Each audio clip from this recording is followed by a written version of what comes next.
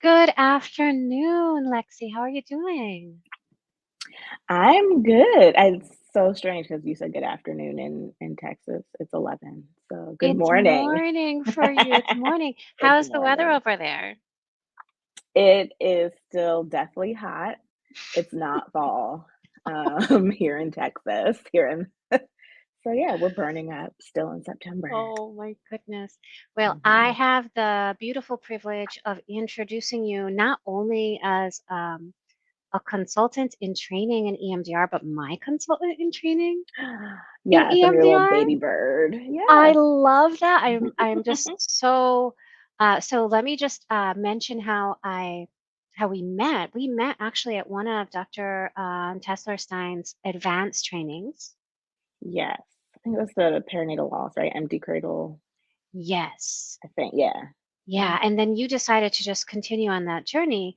One of the really interesting things that I actually didn't know about beforehand is that you have kind of been around there when it Mhm. comes to being published in media, in news articles during the pandemic, and talking about the importance of health for all birthing people. Um, so I will let you add any details that you would like, but also, I'll let you take it away because I think that your topic is so important. When I think about um, what it means to be a parent in, especially in 20, like we're in 2023, right? Um, Yes. Ooh. so a lot of people who I've worked with and I know who you have worked with have really been through it during the pandemic, during different health situations in the last couple of years, Mhm. but also just because there aren't a lot of systems that really support the village that parents need. So I can't wait to hear all about it. I feel like if we just want to call it, I don't know, are there any systems that actually support um, any of the village needs? And it's also interesting to have that conversation around, how, like, when did we come away from this idea of needing the village? And we know some of that too is culture. Um, but yeah, it is definitely not serving us well here. So on that topic, we're going to talk about motherhood today. And I meant to add a disclaimer around this topic in that the basis of this reference would be um, a birthing person who would then identify either with like some of the dictates that we are going to be talking about today is female, generally cisgender, but really anyone who can give birth, right? And if you consider yourself a mother, then some of these things will relate. But honestly, we can take a lot of what we're going to talk about today and layer it across parenthood. And I know things are a little bit, I've never used this before, but Tina, you did disappear. But if you have questions, hop in, please, because I don't want to just talk the whole time. Uh, but I am a geek. I'm a nerd, or as we call them, blurds, because I'm a black nerd. And I love talking about all things related to different fandoms. So, Marvel, Star Wars, Harry Potter. I will have to say, I'm not a huge Lord of the Rings fan, and I get a lot of flack for that from my husband. But we will not be talking about that one today. So, we're going to talk about the multiverse of motherhood, if you're familiar with the multiverse. We're going to talk a little bit about matrescence and archetypes and just examples of what this looks like in the multiverse of all of these different types of fandoms, or just pop culture in general, if any of these sound familiar to you. And honestly, this is one of my favorite graphics. One of my girlfriends sketched this up for me from a Halloween costume where I went as President Loki. And she sent this to me, and it's really my favorite graphic of myself ever since. So I use it everywhere. And Loki is one of my absolute favorite characters because of the complexity of the character, just as a total aside or FYI. If you're familiar with the multiverse, then you understand that it's um, think of yourself and you have yourself in all of these different universes that exist, and you may not know about it. But for instance, I would have a version of Lexi on Earth 1760 or something like that, and I might do something different, but I'm still that Lexi on a different planet in a different universe. And there's the multiverse, right? So there's different parts of me in different places. Um, and if you've watched any of the latest kind of Marvel movies and some DC too, you will see some hints of the multiverse popping up. So, matrescence. Um, it's hard because, right, I wish there was somebody here who could tell me what matrescence was. But really, it's about becoming a mother, right? This is the part of or it encompasses like all of the changes that we all go through when we become moms. So that could be emotional, it could be mental, definitely physical, and some of it is a toll, right? It's not just butterflies and rainbows. It's, I mean, it hits us pretty hard. I think that's fair to say. Um, especially, I mean, it really is bodily trauma when we think about it. Just either the act of giving birth, and that could be too if you're a surrogate. Um, these also still apply with adoption. I mean, there is still some bodily trauma, especially if you choose to try and pump yourself to bring milk in. There's bodily trauma there because your body's changing. So we have to remember that all of these things impact our entry into motherhood.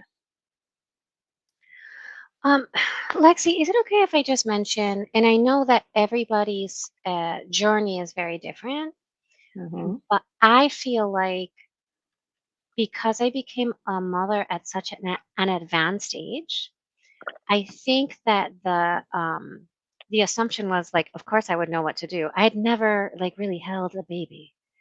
I had no idea when the doctors told us from the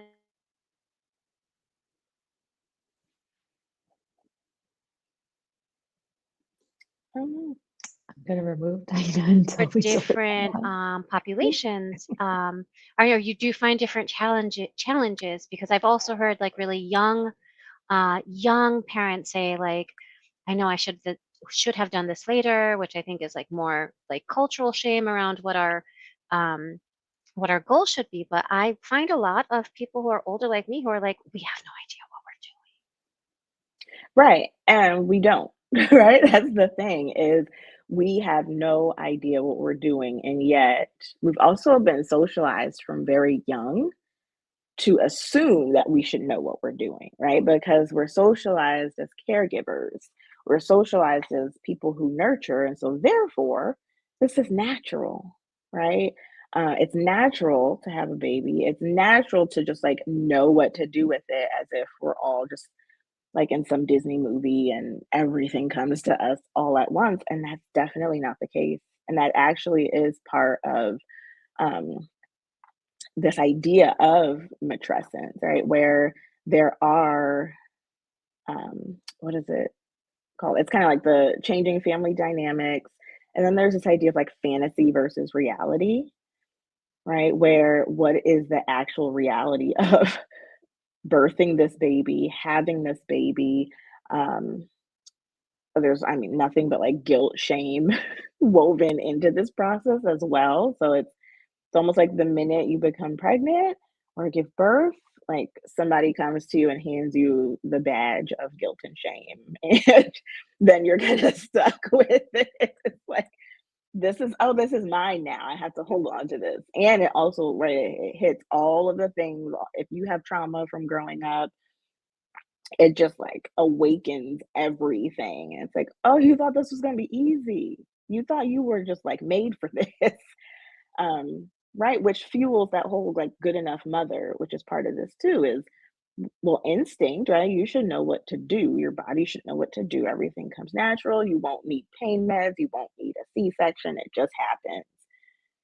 And so when I talk to moms, whether it's friends or clients, they say one of the first times they remember feeling any kind of shame too was around a C-section.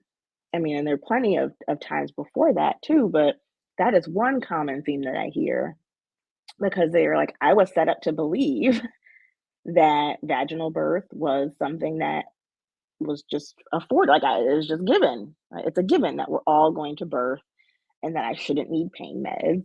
And the baby will be here and the baby will be fine and beautiful. And just like you see in the Huggies commercials, you get the baby on your chest and everything is fine. And that's their first experience with shame. That baby's not even like an hour old and mom is already feeling shame about what she experienced. So we've completely set parents up, especially moms, up for failure, in all honesty, like you said, with the village, without having the village, but told you're also supposed to ask for help. But you're not supposed to ask for help, right? Because if you ask for help, that would mean that you need something or that you're less than. So if you're less than, you're not a good enough mother. And if you're not a good enough mother, then what do you do? Right? So we continue to just like spiral in a shame spiral and a guilt spiral, because this fantasy that was set up for us isn't coming true. And I do remember that even with my own, I have 3 children, and I remember that first time, with my daughter, she stopped breathing 10 minutes after she was born. I'm like, oh, this wasn't nobody prepared me for this one. Like, and then nobody prepared me for the deep, dark feelings of being alone at home because we have terrible leave policies. So my husband went back to work and I had her in the Northeast and it was nothing but snow on the ground. So I couldn't, you tell me that I should go for a walk, right? That would help my feelings, that I can't leave my house because there's snow on the ground. This is the first time I've had a baby. And so my body feels like I got hit by a truck, but I'm supposed to walk and feed the baby every 2 hours, but I'm supposed to nap too when the baby sleeps, even though the baby's not sleeping. Again, we're just fantasy versus the actual reality. So we're not, I think you had said, right, Tina, right when we were chatting right before this, like, I wish someone would have told me, right? And it's almost like dot, dot, dot. Yeah, I mean, I think that that can be like a book that I write. I wish someone had told me dot dot dot Yes. that I would be afraid to talk about my anxiety, that I would be afraid to make Mhm. mistakes as a mom, that I would be um, so bent on doing everything right that sometimes Mhm. I wouldn't sleep for days at a time. Because Yep. if I can't sleep when the baby sleeps because I have to do laundry, Mhm. and wash the dishes and clean the floors. And I have a village, right? Like I'm one of these Yeah. privileged few. Like there's a cultural ritual where your parent or a relative comes for 40 days. I don't have to do anything for 40 days. Ugh. I know it's called cuarentena. Um, Yeah. Oh my gosh. but still in that time, I was just like, I still have to be perfect. And then it was, Mhm. oh, she's gone. Now what do I do? Right. So like all of these different, and I know that different cultures have different rituals around this, but I almost feel like in talking to my clients, and Lexi, I don't know how you um, deal with this in Texas, that a lot of people, even if they have cultural supports, they don't have them once they move here. Nope, they don't at all. It's almost like the culture just kind of dissipates. Like that person's culture in terms of like where they grew up or what they understood to be true doesn't exist anymore. All right. And there are parts of my childhood where I grew up in a multi-generational household. I mean, everyone knew, oh, you take care of these kids because that's Miss Ola's kids, so make sure they're safe. And right, so there was this idea of we're gonna take care of each other because there's people out and checking on the babies, but we don't have that anymore because everything is supposed to be so individual, right? In order to be truly successful, right? What's that song? You pull yourself up by your bootstraps. But like, what bootstraps? I certainly did not get a set of bootstraps handed down to me from my parents or my mother in terms of like how to mother, or also how do I work? Because I want to work, right? I like to work, but how does this fit in? um and so none of that is there, and it goes along with this. I was reading an essay, and in there the author talks about, I think she's a researcher as well, talks about normative motherhood. And she had mentioned that there's 10 dictates of normative motherhood. And they're, so what is it like? I have notes here. Essentialization, and I'm just going to kind of read them as what we understand them to be. So, motherhood is the basis for female identity, period. Right. And then we have privatization. So, mother work is solely in the realm of the reproductive home. So, right, like my work should be here in the house. Individualization, basically becoming a mother is the work and responsibility of one person. One person. Naturalization. Maternity is what you're talking about. Maternity is just natural. It's natural to all women, and all women should naturally just know how to mother, right? It's not learned. It's just all you should just naturally know. Normalization, what that does is limits and restricts your identity to one thing, which is the nuclear family, right? So this is what we talked about, like the cisgender, you have a husband, you got your 3 kids, you stay at home. Idealization, that sets unattainable expectations for mothers, right? Especially when you look at like, oh, well, so and so's mother had cookies at the doorstep every time they got home from school, and this and that. Um, Biologicalization, I know, girl, but some of these things exist, you know that. And like, blood ties, basically saying like the cisgender female is the only real and authentic mother, right? Isn't that wild? Isn't that shit wild? Excuse my language. Expertization and intensification. So that's just intensive mothering, right? Like your helicopter parent. It's all consuming. That's all you do, and it's expert driven. And then depoliticalization. So you can't politicize motherhood. Yeah, no, that you can't do that. You I can't feel politicize like motherhood. all m- all mother.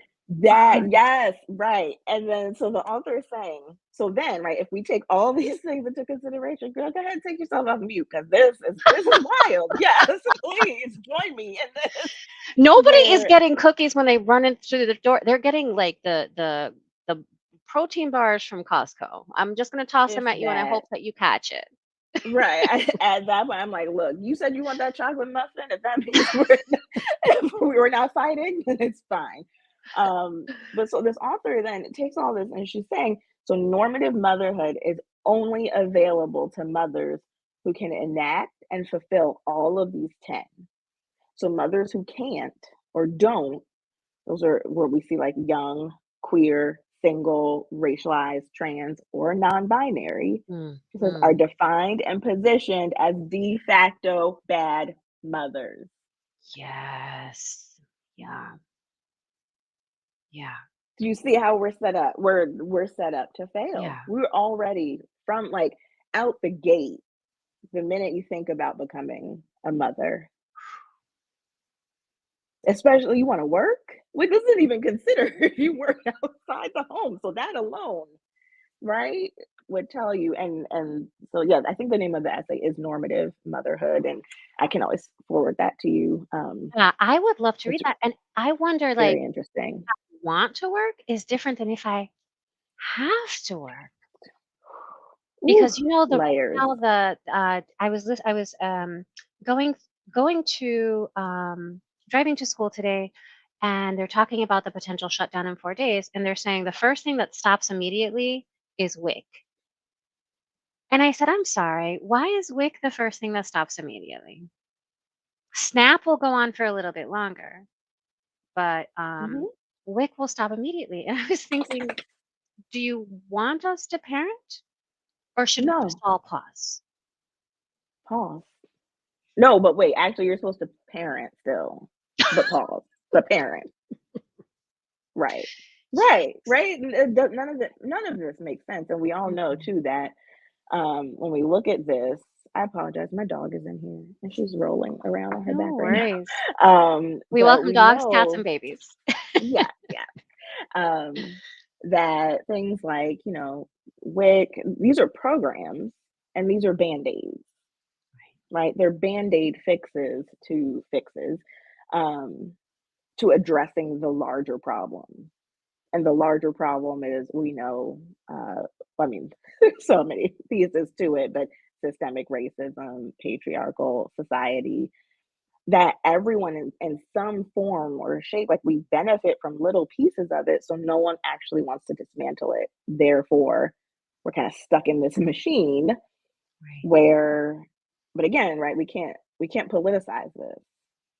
So what do? If we can't politicize it, we just keep going because then that's not normative motherhood, right? Um, I know. I feel like we could talk about that a little just like forever. Um, I should create a group on that. I feel like that would be a really good kind of like conversation or like little kiki. We might have to do that. Well, Um, and at the end of this, I'm definitely going to be saying, so Lexi, what course are you creating for Touchstone that's going to address all of these? Because it's reality, and what I think is we don't have the space to talk about it because of a lot of the factors that you brought up about that article, which is, oh, yeah. how so I have to be quiet and smile and pretend that everything is okay when things are not Mhm. okay. Nope, they are not okay. And you know, it's that same sentiment of, oh, who, you know, let's say you were to go out with friends. Oh, who's watching your kids? My their father, my husband, like, oh, he's babysitting? No, no, he's not. He's He's not parenting. babysitting, he's parenting, right? And so even in that alone, we see like societal expectations is that they expect very little of the, I would say, non-birthing partner, and Right, typically those do tend to be males, right, right? right. That there's very little you know, if they change the baby, there's a whole celebration that happens. Oh my God, you found a way to change that baby on the bathroom floor. You know what? You're gonna get confetti, balloons, everything. You get the works because that is not expected. But for us, oh, okay. Well, that's what you had to do, right? Right, So I there's see that a no lot. celebration. Yeah, there's no, where's my fanfare? Where's my celebration? Um, and so quickly too, and I'm sure this has been mentioned at some point, but I felt like too, with Touchstone and being your EMDR little bird, had to mention the brain piece, where like we know that there's research that your brain changes during pregnancy, postpartum, and in that period of pregnancy and postpartum, in your adult brain, that is the most plastic your brain will be as an adult. Mm. And so we know that, what is it? I think it's the gray matter in your brain reduces when you're in pregnancy and postpartum, and that is the part of your brain that is responsible for memory. Right. So we talk about mommy brain. Well, we don't need it, right? Because why would I need to remember, let's say, what I added to the shopping list if I have this infant that can't care for itself? And so I have to be on all the time, right? So I'm assessing danger. I'm making sure that those babies' needs are met. So like the processing memories, decision making, that I don't need it right now. And so we know that, I mean, that's what we need in all honesty. Like that is helping us attune to the baby, to care for the baby, but then at the same time, uh, we also know that um, synaptic pruning is also Mm, happening, mm. right? So we can make new connections with the baby, right? And develop that attachment while also kind of getting rid of a lot of things that just aren't or don't need to be on the radar. Everything is about caring for the infant, and that's why we're so exhausted. And that's why it can feel so jarring when we can't remember the things we used to remember. Or, and I'm sure you've heard this from a lot of your clients too, I don't know who I am anymore. I am Mhm. not the same person that I was a couple months ago. I can't remember little things. I can't remember the last time I fed the dog. I can't remember like little things like that, that a person that helped define who they were. And now that's no longer there.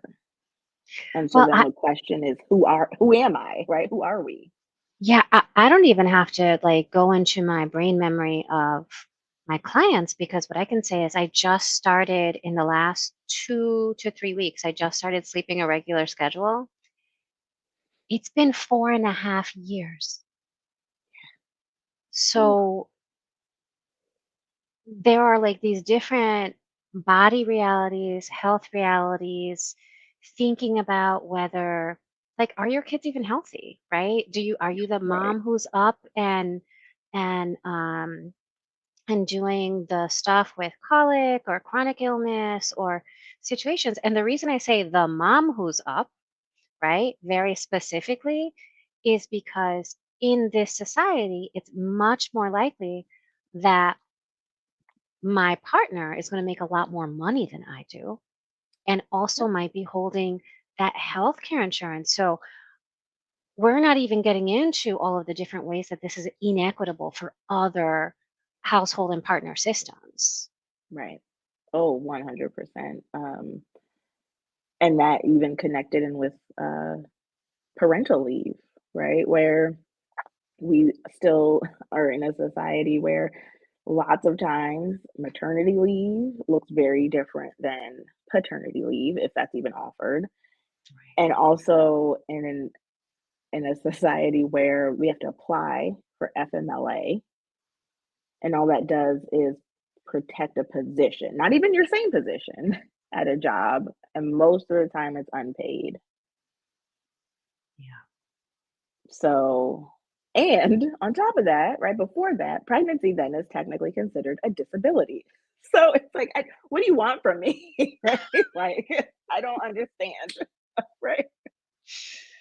Yeah. Um, so yeah, yeah, we haven't even scratched the surface. Which hopefully all this then, as confusing as it sounds, then makes sense. Mm. Or when we talk about um, archetypes and Jungian psychology, just kind of briefly touching on some of these. So I like to start with like the self, the shadow, the persona, and the anima, animus. Um, if you just think of yourself as we're talking through this first with each of these, like you are a person that for the self, right? It's all of the different integrations of your individual personality.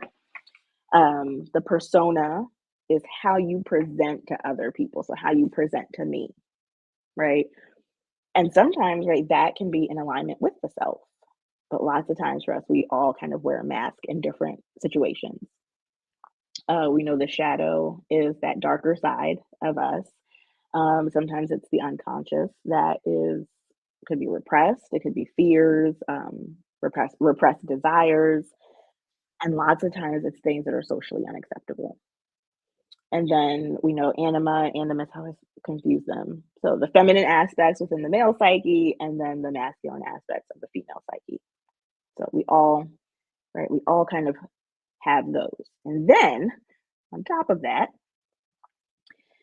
and I think this can be explained in different um, settings, but this is how I have conceptualized it myself. Then we have all of these different like archetypical figures, right? So the magician, the hero, caregiver, etc. Motherhood tends to fall under the caregiver. And that's like someone who nurtures, cares, protects. Um, what else do we have? We have, which one do I like? I like the sage, right? So we are kind of called to be a sage. We have to know everything. We've got mentors. They're a wise or an experienced figure who helps like guide, and that can be us, right? Heroes, the central character of every story, right? So within a hero, the hero is also has a self and a persona and a shadow, which could also be a caregiver and a magician or like a trickster. So these are all and can be parts of us. So when we think about ourselves, right? So first we've got our little box. And then as we think about ourselves through all of these different types of figures, now layer on top of that becoming a mother, right? And so when we become mothers, we're essentially like birthing a new identity, right? While also, right, birthing a child. But in that, I always say like you have to recognize that with the birth of a child and the birth of different parts of your identity and self, there's also going to be the death of something. There's going to be a part of your identity that dies off and you won't always know what it is. And we don't talk about that enough. We don't talk about how parts of our identity just kind of slough off, right? So go back to the brain and how the brain changes. So many parts of ourselves that we lose, parts that we loved that we lose and don't even realize that we lose. And I not only wish that we would talk about this with birthing people, but I feel like I wish that we would talk about this with their partners so that their partners Ugh. can be supported and integrated into whatever that looks like if the birthing person has a partner. Mhm. Just like, hey, here are some things you should look out for. Here are some ways that you can be helpful. And I think that more people would be helpful if they knew how, but it's one of those other things that we're not talking about. Nope, we don't because it's right. That has to stay. If we go back to the like normative motherhood, we should know how to do this, so we shouldn't have to talk about it. So we don't. Right? And partners, while yes, we're talking about motherhood here, whether it's like actual like father, partner, parent, or now we can also look at support people. So it could be aunts, uncles, right, grandparents. Um, they also should be brought in to this because they need to be looking out for all of the ways one in which their person is changing, but also how are they changing? Right, and I try to bring partners into that conversation because it's like, do you understand how much time your partner's about to lose just with, like, if you choose to breastfeed or chest feed, right? Like, how much time that takes. If this is a 2nd or 3rd child, right now we've got living children that you have to take care of, and this baby that requires, like, 24/7 care, but you are a partner, you're not just a bystander. So you're signing on to also lose personal time. And I know that that affects you as well. Right. And just that validation and that acknowledgement of you're both very different people. And then hormonally, your your mama, your birthing person is on a roller coaster that I don't know that you really understand like how heavy and how fast those dips and rises are. Like it's jarring. And I know, right, mother to mother, I know you understand just how wild that ride is. My general conversation with my clients is if you're in a safe relationship, right? If there are no issues with Mhm. safety, maybe don't think about divorcing until you hit the 1 year mark because Like, you got help. things can, like maybe some things will settle down a little bit in a way. And what's amazing is that oftentimes people will reach that mark and be like, what was that? And I'll say, I wish we had talked about that beforehand. I wish that we had had this conversation about the hormones and the stressors and like all of those things. But when somebody's coming into your session with carrying a 3-month-old, Mm, the train has left the mm. station. Oh yes. Oh yes. And at that, and I think it's important too, as clinicians or practitioners, we have to see our work too as part of the support village, right? We tend to draw these heavy boundaries because we are the practitioners, but lots these parents, they are so confused and exhausted. Mama's coming in with that 3-month-old, they're in survival. And sometimes they see us as part of their support village. And it's okay. This is one of those areas I always say that like being in reproductive mental health for me is a privilege, right? That families and parents trust me and invite me into their experiences to help them through all of this because it's a cluster. So I didn't quite say it. Listen, I'm 1000% there with you. Okay, girl, I know.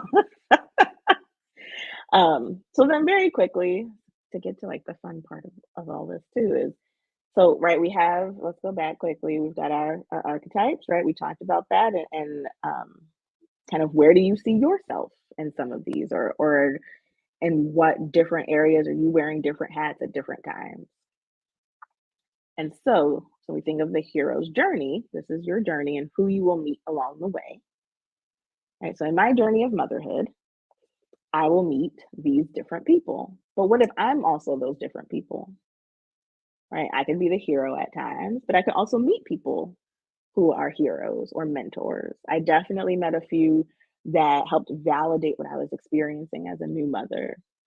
Like, oh no, this is the worst time. Like, the newborn period is awful, and that's okay. Like, you can hate this right now, and that's okay. And if you need to yell or scream, call me. It's like, oh my God, right? Ally, mentor, like all of these things. You're a hero. You sent me, or you set up a meal train for me. Oh my gosh, all of these, right? Um, but that also includes, right, like tricksters and all of the different shadows along my journey, but also myself, because we do see some overlap between the hero's journey archetypes and the union archetypes, because that's what it's based off of. So now like I said, what if along all of your multiversal journeys, you not only encounter all of these types, but you are all of these types? It's a lot. And that's what motherhood is. At some point, you're going to be one of those. You're going to come across one of those, but you're also supposed to know what to do, right? It comes natural. You're not supposed to ask. You're not supposed to ask for help. You're not supposed to ask questions. You should just know. And we know that that's not the case. So now let's talk about some examples. In my little promo video, right? I talked a little bit about Elastigirl. So I think you had mentioned, Taina, that you saw. Did you see the first Incredibles? I don't remember. It was the last movie that I saw in the theaters. And what I'll say is, I had never thought about it, but then as I'm watching your intro, I said, "Oh, that's what I'm doing." Yeah. Oh, Right. We are all supposed. Everyone expects us to be Elastigirl, and I love her in both of them, the first and the second one. But she's the representation to that one, right? We got these three kids, and every time I watch that movie, I see my three kids too, where my oldest is a girl, and then I've got two younger boys, and Jack absolutely is my youngest one, like 100%. Um, we're supposed to be adaptable, right? We're supposed to be flexible, right? We're supposed to be able to just shift and move with whatever is happening and be okay with it. We're also supposed to be a supportive partner, supposed to have dinner on the table. Yeah, kids are supposed to be in bed. And yet we see in some of the, and this one, and I guess the second one too, we see it more, where she wants some of her identity back, right? And how much of a struggle it was for those roles to reverse because she chose to prioritize motherhood and her family for so long just to support what was happening.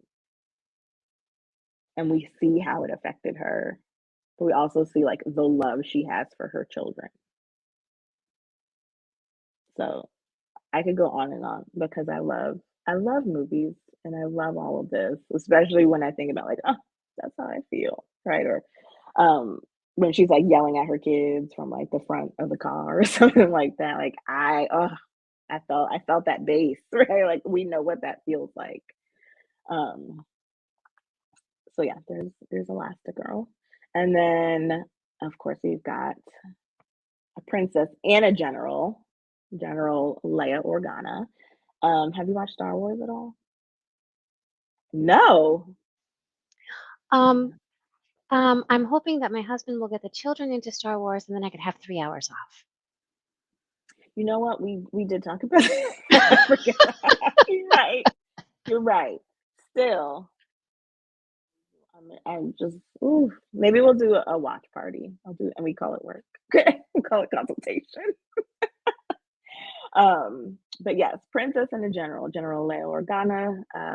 She represents so much, and if you've watched any of the later movies, you do see that she has a kiddo who represents nothing but toxic masculinity, and we could go on about that one too. I did write a paper in one of my classes about this family dynamic and how the Jedi do and can represent toxic masculinity because they do not promote attachments. And so, yes, I know. So she represents like leadership, responsibility, and she makes a lot of sacrifices, right? Where she knows her son turns to the dark side and she still continues to fight the good fight. She's also expected to do that, right? Um, she's lost a lot in her life. So there's a lot of resilience in the face of loss. And if you watch the first three, but so the ones that came out originally, so episodes 4, 5, and 6, where you see in the very first one where she literally watches her home planet be destroyed, like just blown up. Yeah, so like her all her little friends, her family, everybody gone. If she had any pets, gone. Everybody is gone. And she's just expected to carry on, right? And she does. Because I think it's also right the expectation. Um, she also defies stereotypes, right? And that's what we're constantly out here doing. And that if we choose to work and we like our careers, we're defying a stereotype. And when we see, especially like, let's say, moms who are in the military, that's not what we expect. That's not what we honor. So that's defying a stereotype. And then we automatically put them in different categories. Um, what else? Leia expresses a lot. And a few of these two will show or showcase their identity. So like finding and working through their identity through service. So that's a lot what General Leia Organa does. She finds herself and who she are and defines who she is through her commitment towards the Rebel Alliance. The next one, please, did you watch Game of Thrones? Okay, this is a no. We got you. You know what? I still love you, girl. Right? I still love you. It's fine. But we have our mother of dragons, Daenerys Targaryen, where I like to walk through the house a lot if somebody's getting on my nerves, and I just like to whisper Dracarys, which means like, you better light it up. My dragon's gonna light it up, like burn it. So, uh, if you've watched the whole series, you kind of know where she ends up, but she has a fierce love. Her babies are those three dragons. And she represents, I mean, she's been through a lot too. But like these dragons aren't human, but it's nothing but unconditional love that she expresses. Um, there, I forget which season it was too, but one of the dragons kind of has to like go off and like find his way, but he comes back, he returns to her because she's an anchor. And even through this, I mean, she grows into a leader, not only like a leader, but you see her growing as a mother. Um, she's very independent, protective. Um, I would say generally,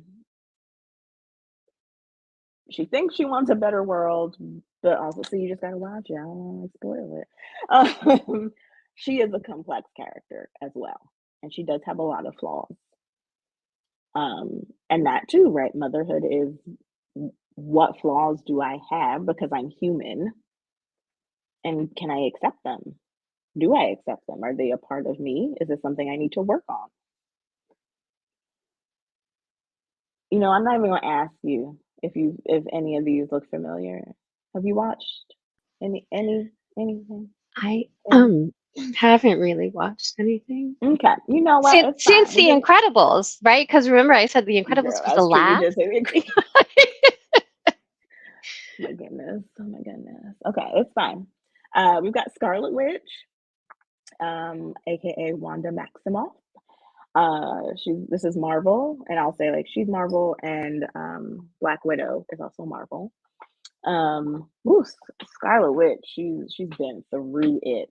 She watched her, I like to say like her boo thing. She watched her boo thing die in front of her twice. She's experienced a lot of loss. My dog's chewing on a bone.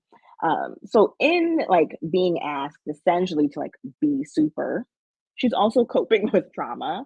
Her parents died. She watched her brother die, her twin brother die. Um, and then if you fast forward to the show, WandaVision, that entire show is about what it's like to navigate grief and motherhood. She wanted children so bad that she was willing, and it's different in the comics. So it's a little bit different in the comics in terms of how she gets her children. Um, but she essentially like created this life for her that had children and Vision back, her boo thing, only to then have to lose that again. And then in another movie, she said, you know what? I want this so bad that I am willing to break all of the rules in the multiverse and go to a different universe and steal my other version children. Mm-hmm. Yes, that is what she was willing to do. Um, so, and which one? Doctor Strange, the second Doctor Strange, the multiverse of madness. Um, and so we see a lot of ethical questions kind of coming up through WandaVision, and then later on in the next movie. And honestly, just like her search of purpose, because she considers really being a mother is part of her purpose. That is part of her journey, and she wants it at any cost. Um, we talked about we talked about Leia, and then not well. You know what? Black Widow, where it's not necessarily the act of mothering, but if you know Natasha Romanoff's story, um, it's littered with trauma. And if you're familiar with the Red Room, where she was raised essentially with other widows as Russian spies, and in their graduation ceremony, they're essentially sterilized because they are not supposed to form attachments and have children. That would be detrimental to the mission, and so that's part of there's and so in the movie, if you watch the movie, the intro to the movie always makes me cry. And so even if you just watch that alone, that kind of gives you a sense of how dark that process is for those. They're essentially taken as girls and raised through this and then ultimately sterilized. And so she sees herself as someone, if you see in the movies, she wants to then have a love connection with Bruce Banner, aka the Hulk, because she's like, you know what? You have trauma. I have trauma. We can't have kids. So let's trauma bond. right. Like, and we know that that's not a good idea, but that she sees herself as so broken that she's just looking for someone that's like her because she knows, right? This is an example of like that grief in motherhood. And so in that, in trying to somehow make up for either the lives that she took because she can't give life, you will hear her say a lot, that she's got red in her ledger and she wants to wipe it out. And I will not spoil the rest for you. Goodness. And, but she also represents a lot of empathy and understanding, in motherhood as well. If you've watched Pose at all, this is Blanca Rodriguez Evangelista, who is a house mother. So if we're familiar with house mothers, yes, there are lessons about when we think about someone who doesn't necessarily have to birth a child, right? But she is a house mother. And so what do house mothers look like? Nurturing, right? There is support because there are folks who are coming here who got kicked out of their homes, right? Who don't have biological family anymore. But there are still rules, right? There's still rules if you come under, I don't remember what her house was called.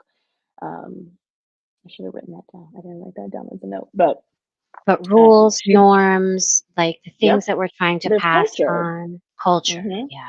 Right. Things that you're, and she was of a former house too. I can't remember the character's name, but she then represents like, what is it like to empower others? Right. We're still family. And like you said, there's culture, there's norms, there's rules, but you will develop here. And I'm going to help you lead as healthy of a life as possible because this is your true self. So what is that like when we think about motherhood, how we empower our kids to want to live their truest selves, right? And it's just Their such a truest beautiful thing. selves, not Yeah. our truest self, Right. which can be a whole other topic. But one of the things that I've really Mhm. been noticing is that some people are, because we don't have the supports in the villages, Mhm. sometimes people are thinking about what their children should do instead of what their children want to do. And I Yep. say that like with boundaries, right? Not like my kid wants to eat a whole bunch of candy, but like Right. my kid might want to be a plumber and I want them to be a mathematician. Those are different things. How do I nurture that? Yep. Like, and that is so difficult. And then, right, we have to also consider and layer on like culture, as a Black mother raising children in a society that may see them as threats, but they want to do something very different. Like that, we didn't even add on the complexity of, all right, all of the intersections too, when we think about race, um, religion, even. Any of our parents who are LGBTQIA plus, like we haven't even scratched that surface and the level of complexity that adds. That is a separate class, and I'm adding it to my Separate Excel class. spreadsheet. Because it's there are some realities that are the kiddos who look like us live that some people don't have to deal with. There are other people Mhm. who, what I'll say is there's the general difficulty of parenting, and then there's those added layers of parenting Yep. that not everybody has to consider. But it's real for sure, and it's safety. Safety first. Safety first. Um, Again, and safety in a system that isn't supportive of, I mean, just parents in general, especially like working moms. And then, right, let's just add on to everything else that the system isn't really designed for. Um, One of the last ones, Molly Weasley. Do you know Molly Weasley? At the very least, Tank, come on, Molly Weasley, Harry Potter. I got my issues too with Harry Potter lately. I'm taking the character though, because I love me some Molly Weasley. Okay. Molly Weasley had what, like 7 kids? Molly Weasley is like the ultimate. She represents unconditional love, because even though she had, right, because it was Fred and George and Charlie and Percy, I'm missing one, Bill, Jenny, and Ron. Yes, I'm 7 kids. And also, well, at this point, if you haven't watched it, watch one of them die as well. Right. She also essentially, like, she parented Harry and Hermione. Literally anybody that would come into her home, Molly was like, "Come on," right? She was like that. I got a plate for you. I make a sweater for you. Everybody gets what they need, and she did everything to unlimited resources, but just unconditional love and representing just the importance of prioritizing your family above anything else. Um, to me, too, she also represents like protection and resilience. Um, and it's not in the like, how can I be a perfect mother? Right. So when I look at Molly Weasley, I feel more like, oh, this feels normal. Except I can't do magic, and I don't have a wand. But this feels like normative motherhood, where I'm inviting like if my kids want to have play dates, I'm gonna feed them, right? It's not I have to worry about, did you bring your own money? Did we have these set things? Like, no, we're gonna care, we're gonna nurture everyone and teach, kindness, compassion, empathy. Um, so that's Molly Weasley. There's a lot more about Molly Weasley too.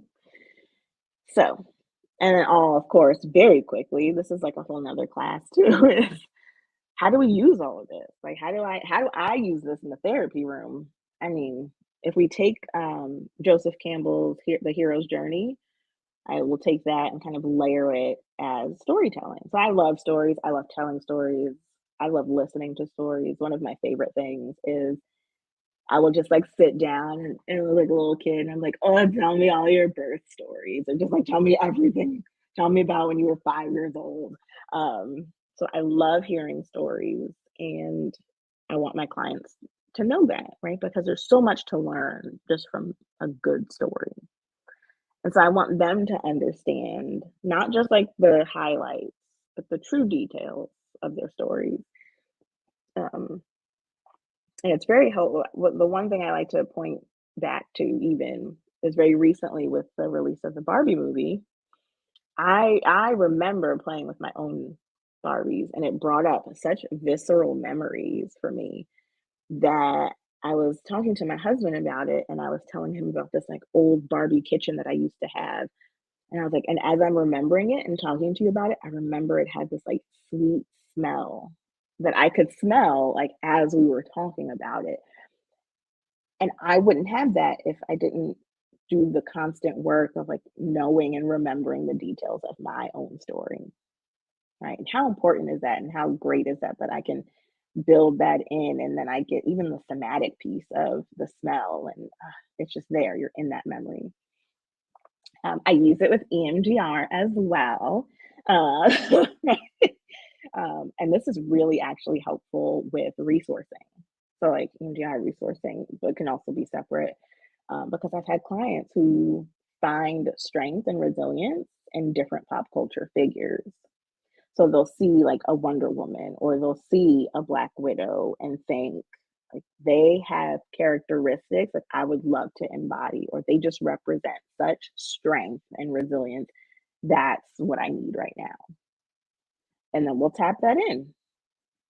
And they'll tell me outside of sessions that it works, right? That if they're noticing that increase in anxiety, or that increase in like hypervigilance, that they will try and, the butterfly hug and bring in their resource, and it helps.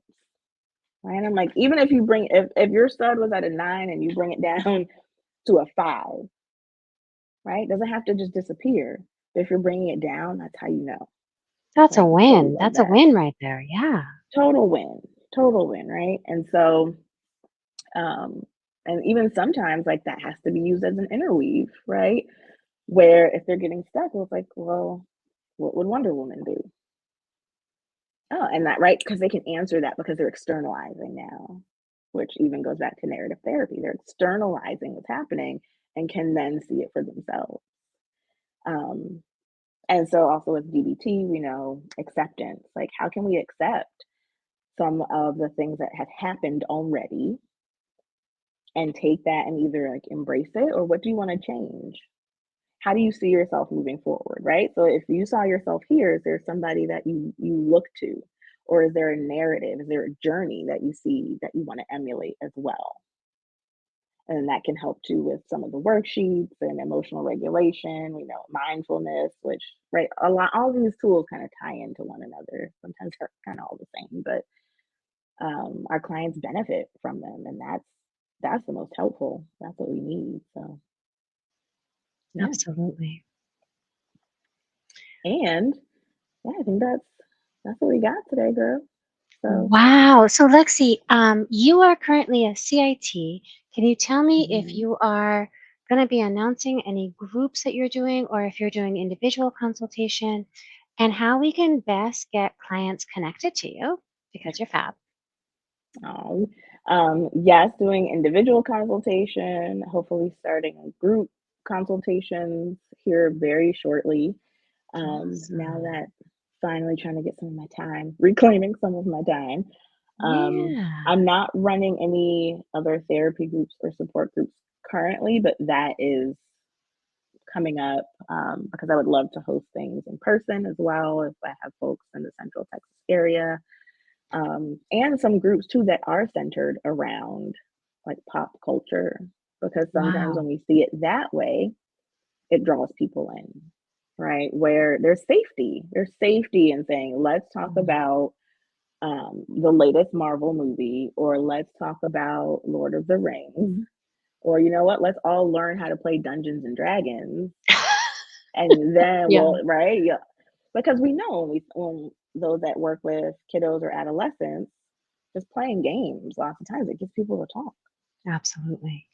Um, Absolutely. and so yeah, I want to be as creative as possible. I've even considered starting like a soccer group where, hey, Mm. can we get some adults who don't know how to play that just want to learn some basics, but also through that, like, what are you picking up? Because there's a lot of themes there, like Mm. overcoming adversity and gaining strength, and how can we translate physical strength to cognitive strength and things like that. So I love it. I love that's it. all, hopefully it's all in my brain right now, but hoping to actually like have it come out and be here in the world. I'm gonna birth these babies into the world very soon. Yeah. I love it. I love it. Well, I am so glad that you decided to share this with us. I think that this is, I think I might have mentioned to you that my husband saw this yesterday and he said, I have to go to this Tuesday tea. Yeah. I need to hear the whole thing. I want to co-host it. So just please know that Oh my there's, god. and I didn't know this because I don't really watch a lot of um, me, of this particular brand of media, but I said, "Oh, we're about to reach so many different therapists who have Yeah. this skill set." So I'm just very appreciative and grateful that you joined us.